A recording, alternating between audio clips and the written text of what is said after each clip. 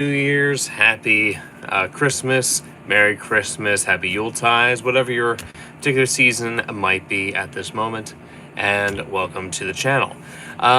In today's quick video, I just want to, of course, say, as I just said, happy holidays, and hopefully everyone had some easy travels if you're on the road, and of course, if you're at home, hopefully you're having a stress-free time and plenty of delicious food.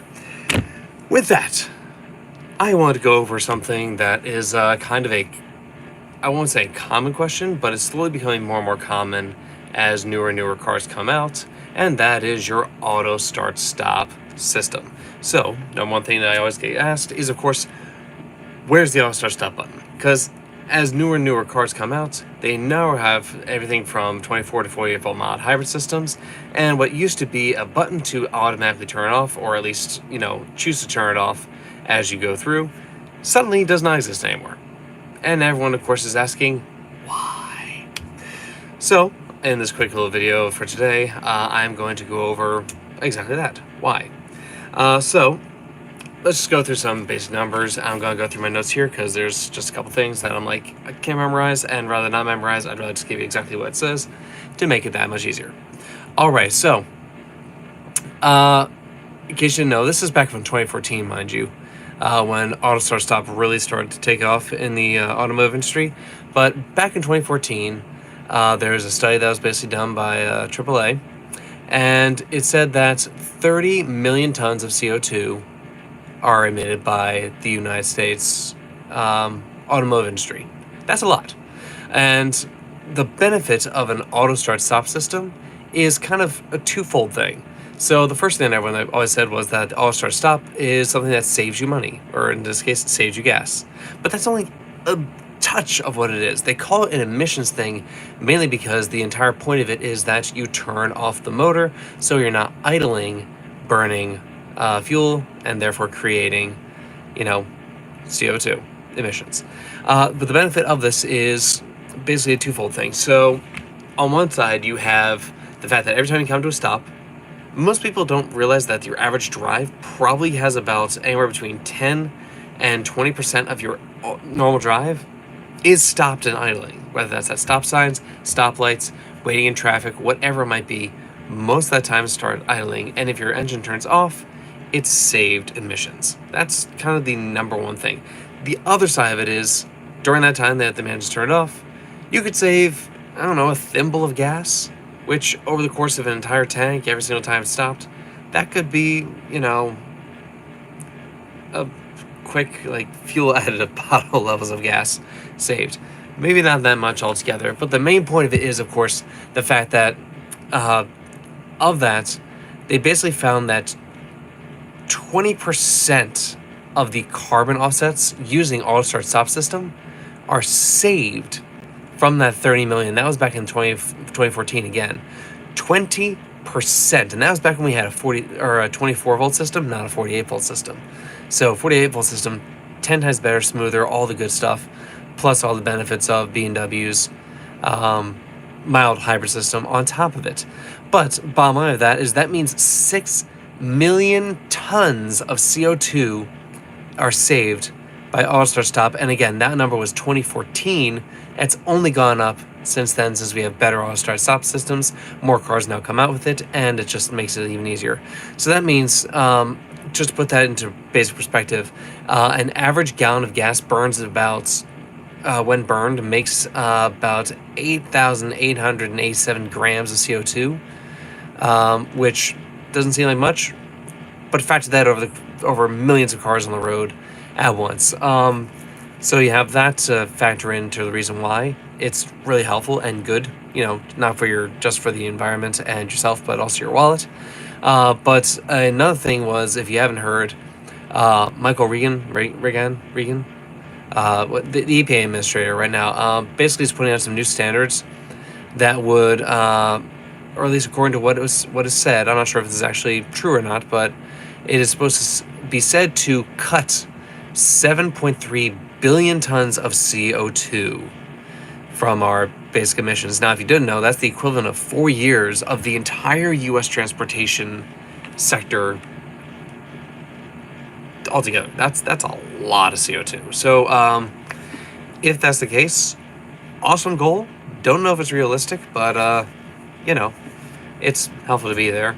But of course, since we're talking about the benefits of auto start stop, I guess it's also good to tell you that there is still a way to turn off auto start stop. Unfortunately, it can't be automatic, so you still have to, or rather are required to turn off auto start stop by going into sport mode. In sport mode, you're not about efficiency, you're more about the power and delivery. Turning off the motor's not going to be effective in that, so therefore it doesn't turn off. So, yeah, that's that. I guess I can open this up to anyone that's in the chat if you have any questions, or if you want to ask something not related to this, what this video is, with BMWs, the cars in general. I'd be happy to take any questions that are out there. Otherwise, I was just going to make this a really short video and, you know, call it a night.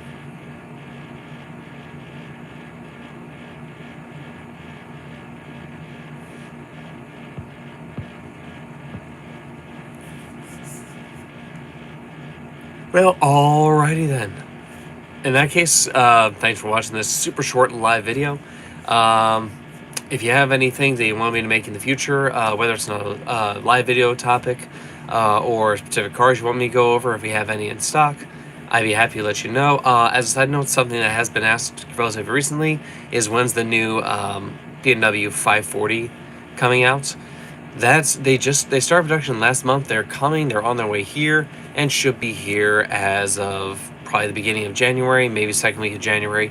If you're looking for a new i540 coming out, it does come in all-wheel drive standard. No talk, or at least any release of a non-all-wheel drive version as of right now, but still, it has the nice bump in horsepower, 375 horsepower, up from the 335, and all the nice benefits that same six-cylinder has seen in the X5, X6, X7, and, you know, across the rest of the board, the 740 and such. So with that, thanks so much for watching this quick video. And like I said, any questions, comments, any concerns, anything you're like, JP, this sucks, let me know. Let me know what you want me to change. If I can make these videos any more entertaining for you, you know, let me know, because obviously this is not meant to just simply throw out information, but also be nice for you to watch. And yeah. Oh, and a Steam game just downloaded. So on my screen over here I have Steam Deck, which is especially fun. So with that, that's enough of this video. Thanks so much to everyone who has watched, and if you have any questions, like I said, leave them in the comments section, and I will do what I can to kind of accommodate to everyone out there. And again, happy holidays, happy Christmas, happy Yuletide, all of the above, and have a great rest of your year. As we go into 2024, let's look forward to a fantastic year of cars coming yet again. So yeah, as a quick side note, yes, if you heard the rumors are true. They are coming out. BMW is coming out with a manual version of the Z4 M40 rear-wheel drive. Super exciting. Can't wait for that to happen.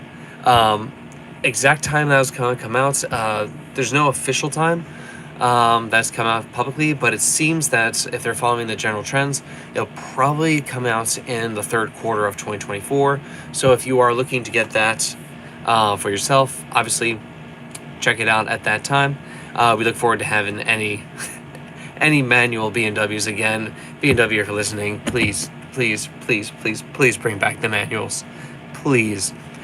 I'm not saying that the manual M cars are not fun, just they are very few and far between and not attainable for most people. So a manual 330, a manual 230, a manual 240, a manual M340 would all be fantastic. I don't care if it's rear-wheel drive. I guarantee you the people that are going to buy it are not going to care if it's all-wheel drive, rear-wheel drive as well.